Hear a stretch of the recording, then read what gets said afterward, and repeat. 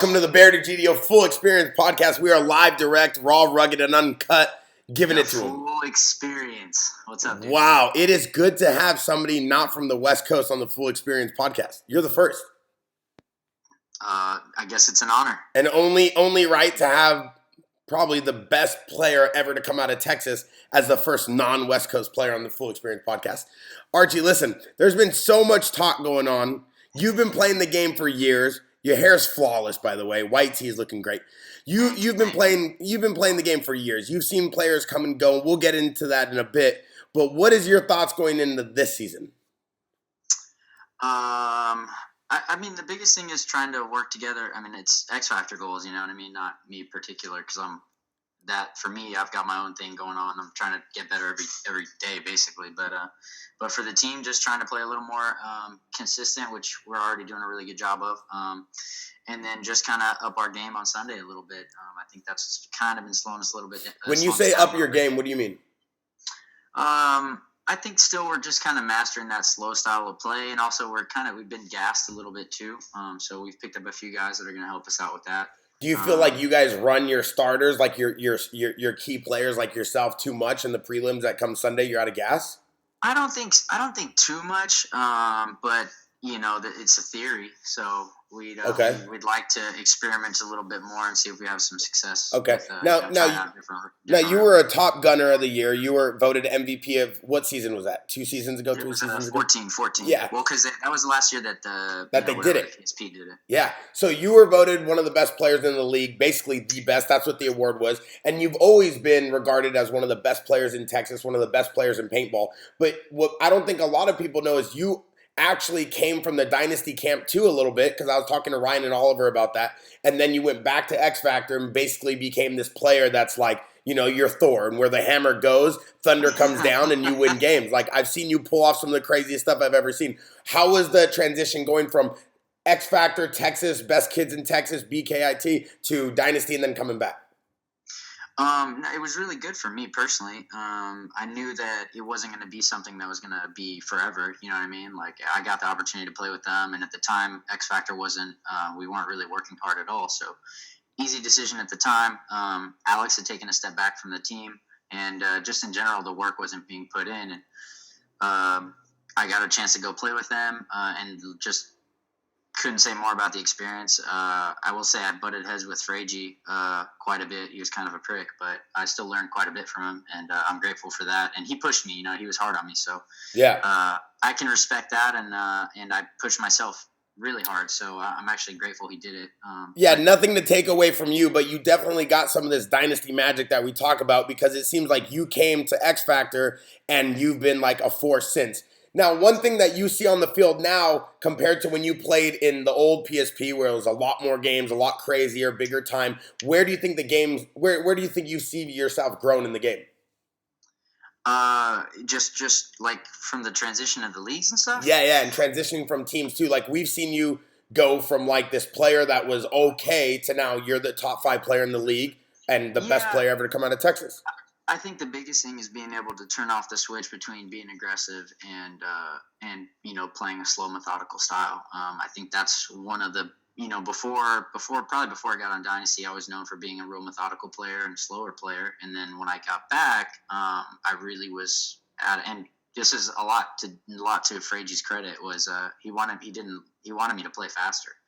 And so even though he was kind of a, you know, just maybe like when you say prick, you mean like he wouldn't fill your pods before a match, or prick like he's stealing your food at dinner? Like, define prick. Gave me a hard time. Gave you a hard time, like, yo, dude, you're like, let's cut some LBs. You're slow. Well, and at the time I was still playing a lot of points on Dynasty, so I was just like, all right. And like, he wasn't playing new kid on the block, come steal my shine. Yeah. No, I love it. But no. I mean, I definitely that was a shell of what the kind of player I am now. Yeah. I love it. Now, you're still playing with most of the original kids you started off with. Why don't you explain that a little bit? Well, yeah, I mean, dude, like Grayson and I played at the same field and like lived 10 miles apart from like since we were 14. You know what I mean? So the second weekend I ever played paintball, which is just me being a total idiot out there. Yeah. Grayson was out there playing too. Wow. So I've known Grayson. What was your first gun? Really, Spider Special Edition. It was like you were that guy. On it. Okay, yeah. you were that guy. Yeah.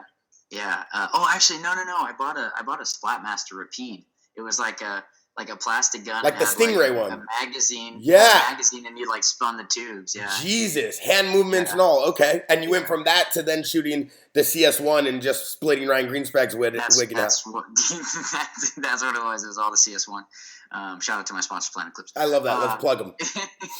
No. So now you're still playing with the same kids. How's that been? Like, are you guys tired of each other? You guys like each other still? I mean, you guys kind of have the same dynasty thing where you grew up in the game together. Yeah, I think that's the way we put it. We kind of fight like we're married, but we obviously still, we obviously love each other quite a bit. And, again, we don't, dude, I mean, all things being equal, dude, we're not a team of paid players, you know what I mean? Like, we're all here because we want to be. So, love it. I love playing with and you guys are still great. It's always good to watch you guys battle. Now, you guys picked up some new kids last season, some kids this season. I saw you guys picked up Ghost Sports, Camera Crew, and behind the scenes Lightmaster, Nick Sloviak. I saw you guys do some other things. What is that like? Like, how do you guys go about picking up players? Like, yo, we need more Ghost Sports minutes. Like, let's get Nick. Let's figure this out. Or like, what do you guys look for when you're picking up players?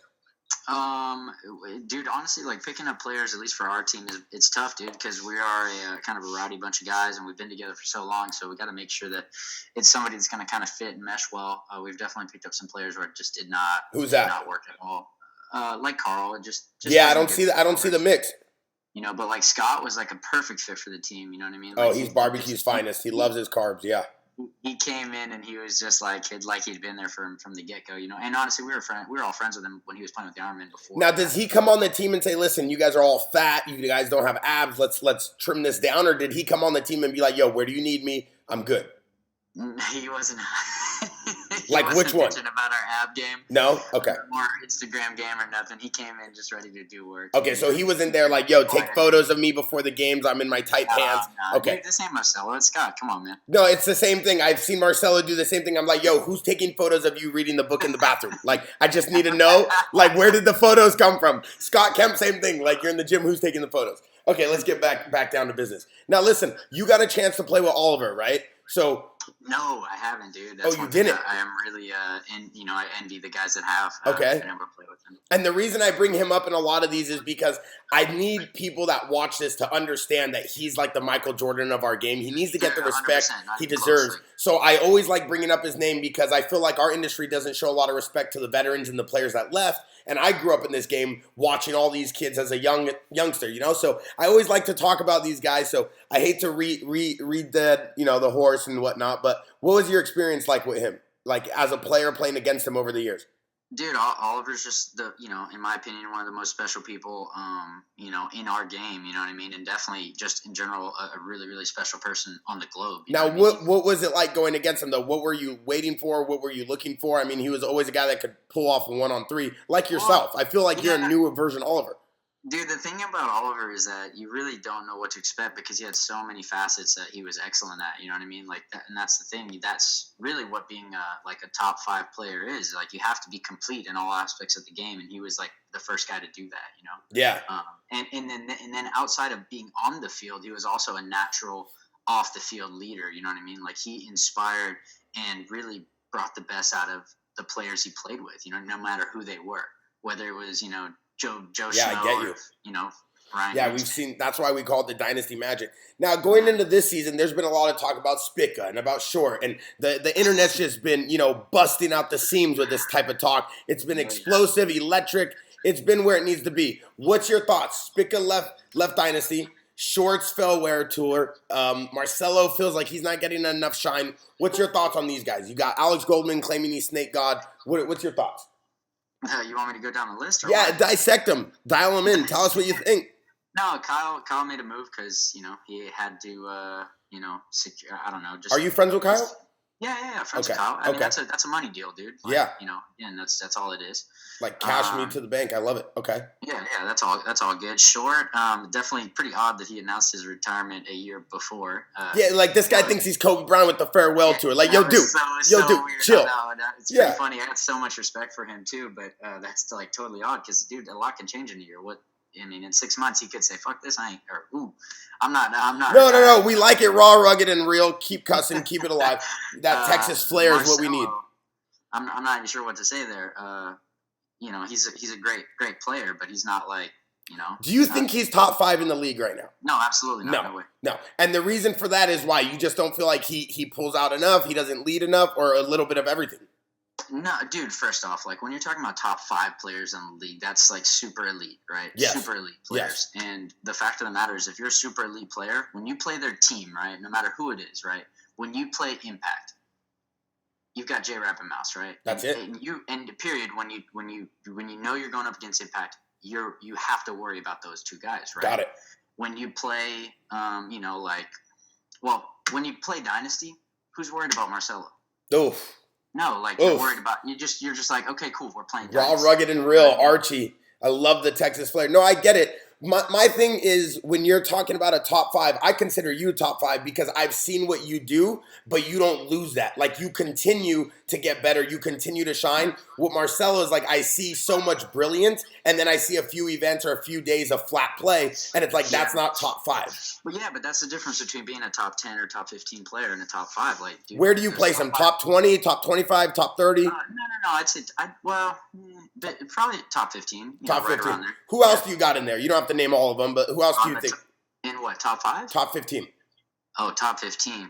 We always do top 5, but who else? I'd have to think about that. Top 5 is Ryan, Greenspan, J-Rab for sure, Mouse, myself, and then that 5th spot. I mean, it's hard to say because, like, some of those guys, dude, it's all about consistency. Got it. I mean, like, got it. So you could say, like, on any given day, like K-Fed, but he has his off days too. But he's obviously you can't. I mean, sometimes they're cold. Russia gets cold, low temperatures. Let the guy warm up. Yeah, I was gonna say, like, what's your thoughts on the Russians? You think they're still good? Oh, dude, no doubt about it. Yeah, absolutely. Those guys are really, really good. Those guys have won a ton of tournaments, and it's really kind of crazy to believe it. That's like that. So Mishka, Fedorov, Sergey, they're still top 3. Malloy. It's a killer squad. Yeah. Oh, dude, I even forgot about Malloy, dude. Like, he's a top. Let's not forget about the short one. Yeah. He's carrying the ring. He has everything on his back. Don't forget about us. That's crazy. So going against Heat this year, are you worried about them, or is it just your whole focus is Impact? Oh, dude, no. I mean, no, we're not worried about anybody. We're about what we're doing. Ooh, I like that. So going into this season, we've talked about players, we've talked about short spick and all this. Who do you think the new dynamic on your squad? Who do you think is going to shine this year that you think people should look out for on your squad? J-Step, man. Jesse's going to play really, really good this year. Really? Why do you think that? I know it. I've seen him progress, dude. I saw him when he first came on the scene. And just, I've been with him the past couple months watching him play, and I see it. Now, you guys had a practice this weekend against Infamous. How'd that go? It was really good. They obviously kind of have a new squad, and they're kind of retooling a little bit. They seem a little rough. Yeah. They had it's all good. Every team goes through that at one point in time, So yeah, they lost some players, but they're figuring it out, Like, okay. They're gonna figure it out. Now, you think Thomas Taylor still has speed, or should he take more of a leadership role? Dude, Thomas is Thomas, dude. He's gonna still be a threat as long as he's able-bodied. So let the Mohawk fly. I love that. Let it fly. Okay, your thoughts on Spica and Short? Who's better in the snake? I'd have to go with Spica right now. Damn. So Short's just not taking any W's this offseason. It's because Short's not in the snake, dude. Like, that's he plays the 2 and the 3 sometimes. He doesn't want to be. You know what I mean? Like, yeah. The slingshot around the corner, he's not fast enough for that anymore. He needs to chill. I think he's fast enough. He just doesn't want to do it, dude. I think the guy's lost his wheels. I think he's old, and that's why he's retiring. He needs some green juices and vacations with his girl. He's still capable. He just doesn't want to do that, dude. He's been wanting to take a backseat for a long time, So what have you been doing this offseason to stay in shape going into the season? Dude, I work out just like anybody else. Okay, 24-hour fitness, flat bench, the full deal, or what? A full deal, squatting 1,000 pounds, Wow, Scott Kemp essentials. 350 on the bench, on the flat bench, Are you on anything? Do you take anything? What's the diet like? Does Scott Kemp send you pills with no labels? I'm all natural, baby. I'm all natural. Are you a vegan, or you eat that Texas barbecue? No, not anymore, man. I've had enough of my time. Wow, I love that. So now, what season is this of yours? 14, 15 years. And what's your take on paintball? You still loving it? You still enjoying it? Yeah, I mean, I do, dude. I really do. I enjoy competing, and that's really where I kind of like really, really enjoy it.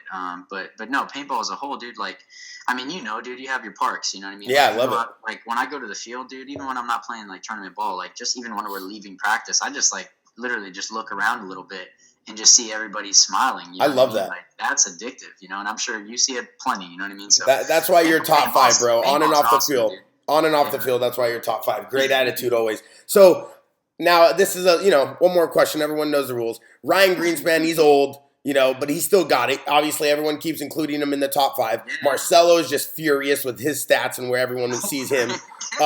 You guys have, your squad led by you, of course. I always consider you top 5. Talk very highly of you, even when people try to talk greasy and sideways out their mouth about you. But going into this season, what's your take on coaches? So a lot of people don't, I think, put enough time into coaches and seeing who coaches. Dude, straight up, man. Like, coaching is such a big part. What's your thoughts on that? Because I feel like people argue with me on this all the time, and I tell people, like, yo, you could have the best squad, but if you don't have someone leading the best squad, where are you going? What's your thoughts on this, and where do you see, like, Todd with his new team? Dave Baines took a huge step back running Impact now. Like, what's your thoughts, and especially even for your team? Well, for one, I mean, this is the one thing I've been saying it for years, is that Impact, they have the best, dude, Dave and Bart do a really, really, really good job of coaching that team. They have, tactics-wise, dude, they are almost always, very structurally sound on their tactics against whatever team they're playing, right? And that's huge. That's a huge advantage, let alone the bank account advantage too. It's good to have a backer. That's tough. And obviously Dynasty having Rusty. Rusty's a super qualified coach. The Ironman with Todd's a hell of a good coach. Like, dude, the coaching thing it's super underrated in the league, man. It really is. What about your coach? Ryan. Oh, dude, Ryan's awesome, dude. He's a super intelligent guy. And he's played too. Obviously most of the good coaches have played in their time. So it's just it's not to be taken for granted, that's for sure. So how do you see Todd going along with his new squad? Do you think they're going to do well this year, the Ironman? Well, to be honest with you, yeah. Basically, what I'm saying is that I'm a little skeptical on all their pickups. They've got really? Yeah, I am. You don't think Damien was a good pickup? Damien's a good player. He is, but I'm still skeptical on that whole. Everybody they picked up working well together. Weird dynamic, Bobby with Keith, and then you got Reza and all. Yeah, I'm not saying that those guys aren't all good players, because they are. But, even last year when the Ironman got, Meter and Greg and, or maybe, I don't remember how long Greg's been on there for, but they kind of assembled their team and everybody's like, oh, man, but at the end of the day, dude, you gotta put up and shut up, Wow, I love that. They have a lot to prove, you know what I mean? They stacked a lot of local talent with some, mid-range top talent, but I don't know if that's gonna work well together. I agree with you. It might be a little. It's hard to be super consistent, man. It really is, and you can do the player thing all you want, but it's tough to be super consistent in this league, man. It's really competitive. What do you guys do at the field? You guys like practicing against teams, you personally, or do you rather run drills? What's your thoughts on that? Personally, me, I like to practice teams. I just feel like it's just better. Let's practice. I love it. Yeah. I like that, you know what I mean? Like the drill thing, man, I don't know. Like, sure, you might get a little better. Fine-tune me later. I feel you. I feel you. You're like, yo, let me get some real quick. Game situations, man. Like, you can practice your snapshot all day long, but if you make a dumb decision on when to come out, guess what? All that drilling you did on your snapshot doesn't mean shit. Dude, talk to him. Talk to him, Archie. Okay, listen. One last question. Everyone knows the rules. Do you guys see yourself winning events this year? Yes or no? Be honest with the podcast. Absolutely. Oh, you do?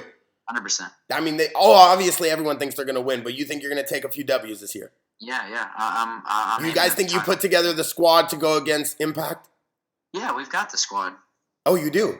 Yeah. Okay. Very cool. We've beat them before. Oh, you guys are ready then. You're not playing games with them this season. Yeah. Okay. I love it. Archie, you are the man. Thank you for being on the BearDegidio Full Experience podcast. I wish you the best of luck in Vegas. I really do. Like I said, you're the top 5 in the league. Best to ever come out of Texas. We're excited to see you play. Thank you, brother. Well, you have a good one, man. My man.